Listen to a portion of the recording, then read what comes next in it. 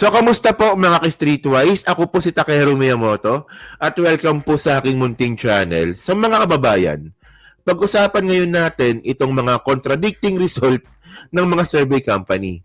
Actually, mga ka-Streetwise, no, dapat itong mga survey company po na to, nakakatulong po sa ating mga Pilipino sa pamamagitan po ng pagbibigay po ng guide kung anong klaseng political dynamics na ba ang nangyayari po sa Pilipinas. Pero apparently, ang nangyayari po, no, nakikriticize po itong mga survey company po na to as propaganda tool ng politiko. Or depende na lang po siguro kung sino yung nagbigay. Criticism lang naman yan ha. Pero pag-usapan ngayon natin to especially regarding dito sa impeachment nga ni Sara. So ngayon, naglabas po ito ng survey result, yung SWS. So sabi dito majority, ito bago lang to May 29 lang itong report na to. Majority want VP Sara to answer impeach raps, stop criticizing the government. Ito naman po sabi ng SWS. So ibang-iba po ito sa survey result naman ng Pulse Asia na hindi daw pabor sa impeachment trial ni Sara. Okay. So para makuha niyo yung point kasi napakalaking nito pagkakaiba okay, so basahin natin yung report na. So sabi dito, a survey of social weather stations commissioned by a strat-based group showed that majority of Filipino believe Vice President Sara Duterte should address the impeachment charges filed against her to clear her name among other findings. Kasi mga kababayan, ang dami pong binabato kay Sara, pero wala naman po tayo nakukuwang sagot. Yung pinaka matinong sagot na nakuha natin kay Sara na hindi naman matino, yung sa impeachment niya nila daw po ito sasagutin. So, pinaabot niya pa talaga ng impeachment. Pwede namang sagutin na lang ng diretso. Parang wala ng impeachment, di ba? So, sabi dito, SWS conducted the survey from May 2 to May 6. Okay? With 1,800 registered voters. Okay? Respondents. One part of the SWS survey was dedicated on opinion on whether VP Duterte should or should not do selected action after the May elections. So, ito yung survey result, no? Wait, ito, yan. Para mas malaki. Yan. So, collaboratively work to prioritize the nation's need, no? So, ito para mas maganda dito sa baba na natin basahin, no? So, sabi dito, Strat-based said, one of the key findings of the survey is that 93%, tandaan nyo 93%, believe that Vice President Sara Duterte must work to prioritize the country's need, while 88% of respondents insist that Vice President must address the impeachment charges filed against her and answer all allegations pertaining to corruption to clear her name. So 88% mga kababayan, no? 88% ang tawag dito majority. So ibang-iba po ito dun po sa sinasabi po ng Pulse Asia. Kaya nga False Asia, no? So sa False Asia naman, sang-ayon ka ba o hindi sa paghain ng impeachment case laban kay VP Duterte? 50% naman daw po hindi sang-ayon. So at least you get the point, no? Magkaibang narrative po ito. At magkaiba po yung resulta ng survey. So baka sabihin nyo naman po kasi na, Takehiro, hindi ka lang kasi pabor sa Pulse Asia. Kasi hindi pabor sa iyo yung resulta. Hindi po yun ang point Ang point natin dito, merong isang survey company na nako-contradict dun naman sa isang survey company sa kanilang result. O kung ako lang nagsasabi na hindi totoo yan, huwag kayo maniwala kasi opinion ko yun. Pero kapag dalawang survey company na po yung nagbabanggaan, so contradicting po ito. So ano ba yan? Magkaibang tao ba pa ano ba? Ibang species ba ng tao yung in-interview ng Pulse Asia at SWS survey? Yung isa mga moron, yung isa mga matatalino, parang ganun ba? Ay, parang selective, no? So ngayon mga ka-Streetwise, tandaan po natin, no? Dahil po sa ganyang klaseng mga resulta ng survey, no? Alam nyo, yung nakakatawa kasi dito, ito pala, no? Ang lakas ng loob na magbanggit ng ganyang klaseng survey ng Pulse Asia. Tingnan nyo naman yung resulta ng ng election. Saan na ba yun? Yun, no? Ito ito yung pinakahuling senatorial survey nga po ng Pulse Asia. Ito yung pinaka-huling resulta nila no, bago mag-eleksyon, no? So, ngayon, isipin nyo, Willie Revilla may nakapasok, Abby Binay nakapasok, di naman nakapasok. Tapos, si Bong Revilla, pasok, no, number 5 pa nga. Si Pacquiao nakapasok. Tapos, ang malupit dito si Bam Aquino, number 12. Tapos, si Pangilinan, laglag. 14, 15, 16, 17, 18, number 18. So, ano bang pinupunto ko dito? Parang ang lakas ng loob na magsalita ng Pulse Asia ng sobrang labong survey result. Samantalang palpak po yung survey nila nung nakaraang eleksyon. And by the way, mga kababayan, huwag po natin kakalimutan, ito kasi ito magiging ano na to magiging tatak na to ng Pulse Asia habang buhay So, naalala nyo to? Ito panahon to ni Erap. Di ba? Tandaan nyo, ito, nabalita pa to, year 2000 pa to. Naka-archive na nga ito. December 10, year 2000. Panahon ni Erap ito. So, Pulse Asia head admins Aventajado paid 620,000 for impeach survey.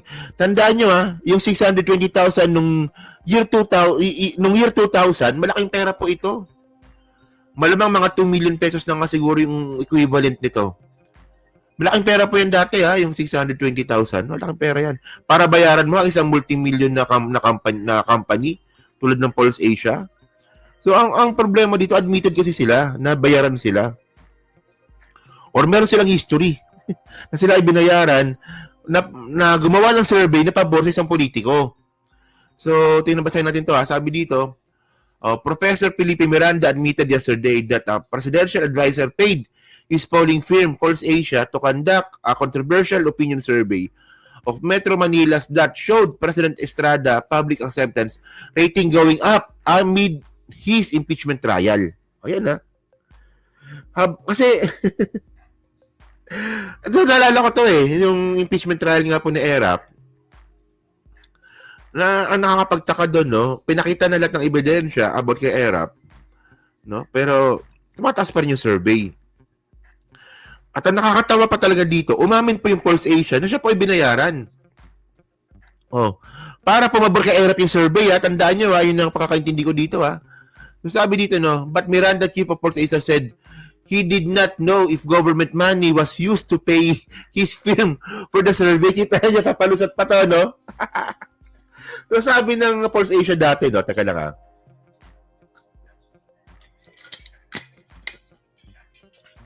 Sabi ng Pulse Asia dati, ay binayaran kami ng 620,000 para gumawa ng survey na pabor kay Erap. So, ibig sabihin nun, namamanipulate nga yung survey. At pangalawa, it doesn't matter kung pera ng gobyerno yan o hindi. kung ang pinag-uusapan naman natin dito, is yung credibility ng survey firm. Well, actually, don't get me wrong kung pera ng gobyerno yan, napakalaking issue nan. Pero ang pinag-uusapan kasi natin dito, yung credibility po ng mga survey firm. Actually, nakatatak na to sa Pulse Asia. Habang buhay, hanggat nandyan ng Pulse Asia, nakatatak po itong balita po na to sa kanila. Sabi pa dito, he said, Presidential Advisor for Flagship Programs and Projects, Roberto Aventajado, told him a pro-Estrada group commissioned a survey. He also said Aventajado paid him with a check for the Palace Commission survey last December 4. Okay? So, Miranda gave assurance that although Estrada bankrolled the survey, the results were not manipulated to please the financier. Naniniwala ba kayo dito? Nag-finance ka pa kung hindi naman pala papabor sa yung survey. Alam niyo mga kababayan, totoo po ito. Hanggang ngayon nangyayari po ito. Yung mga survey po, pinifinance po ng mga politiko po yan. Kayo ba maniniwala ba kayo na nag-finance ang politiko na walang balik sa kanya? Para maging pabor yung survey as propaganda tool? Come on naman. Okay. And by the way, ito, lagi ko nang binabalita to sa inyo. May history din po kasi yung Pulse Asia na talagang pro Duterte po yan. Ito. Sabi dito, no? Ito, naalala ko to, bago-bago lang to. 8 years, 9 years ago, no? So, since 2016, Pulse Asia was also tagged as propaganda tool.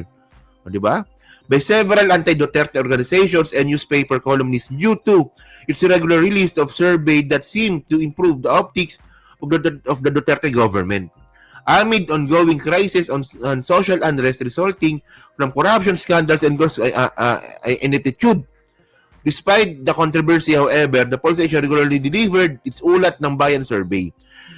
So ito naalala ko to 2016 nasa Saudi ako nito na ang dami pong binabato kay Digong na patayan at nakawan sa gobyerno nun.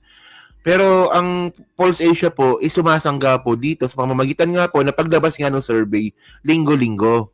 Na tumataas pa yung trust rating ni Digong linggo-linggo. So, siyempre, mapapatanong na naman tayo dito, sino nag-finance nito? Diba? Sabi ko nga sa inyo mga kababayan, ito po yung problema po sa PBBM admin. Meron po tayong disconnection sa information.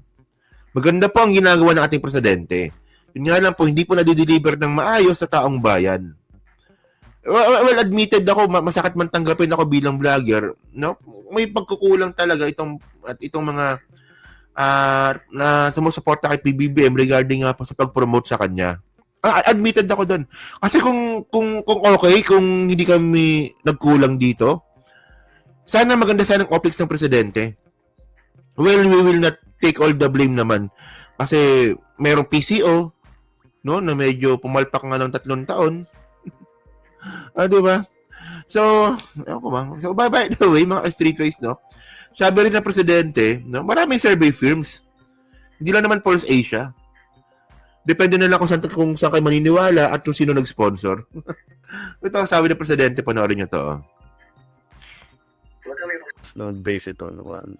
Sir, according to the latest Pulse Asia survey, your trust rating is significantly lower than that of Vice President Sara Duterte and former President Duterte.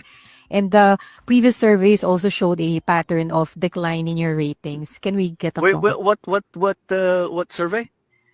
Pulse Asia, sir. Pulse? Yes. Uh, Can we get your comment on that? Pulse Asia? Alam niyo, Pulse Asia, nung election, may nabalitaan ako sa inyo, Salbahe kayo,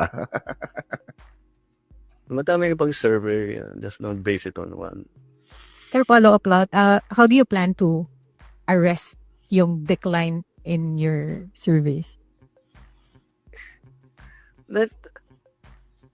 Well, again, let's look at other surveys before we act.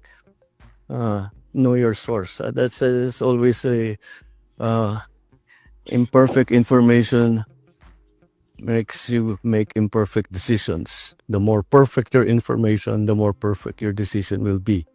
That is one source of information, and you have to understand where it's actually coming from.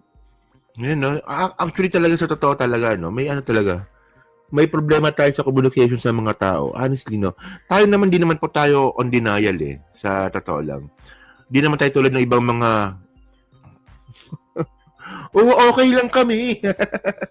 Maganda ang nangyayari. No, di po tayo gano'n, no. Pag sinabi nga po natin na may pagkukulang po talaga. Kasi isipin mo naman mga kababayan, no, ang propaganda machine po ng mga Duterte, 2016 pa lang established na. Kay PBBM po, no, pagpasok po ni PBBM, no, hindi po maganda ang pasok ng PCO na dapat po nagbibigay ng information sa mga tao. And by the way, no, wala kasing troll farm si Presidente Bongbong Marcos. So we just, well, para sa akin, kung troll farm ang labanan, kung may troll farm ang kabila, dapat may troll farm din po tayo. Hindi sa totoo lang. Kasi po, ang risk kasi dito, nami-misinform po yung mga tao. O dalawa lang pwedeng gawin dito, labanan din ng troll farm or hulihin na tong mga troll farm po na to. Ayun lang po yung pinakamaganda dito. Oo. Meron talaga, may troll farm talaga. Sigurado ako diyan. Oh. So kayo po, no, nung masabi nyo nga po dito sa contradicting result nga po ng mga survey company, kayo ba, naniniwala po ba kayo doon sa criticism dito po sa mga survey company po na to, na depende kung sino nag-sponsor yung result? Wag naman sana. Kasi minsan naman, tama naman sila minsan. Yan, sa comment na po sa baba at binabasa ko pong lahat yan. At syempre, dyan po sa Team Replay, pa-like, pa-subscribe. Kung di naman kalabisan, pa-share na rin po ng video po na to. So, thank you mga kababayan. Kita na lang ulit tayo sa susunod nating content. So, thank you, salamat, and bye-bye.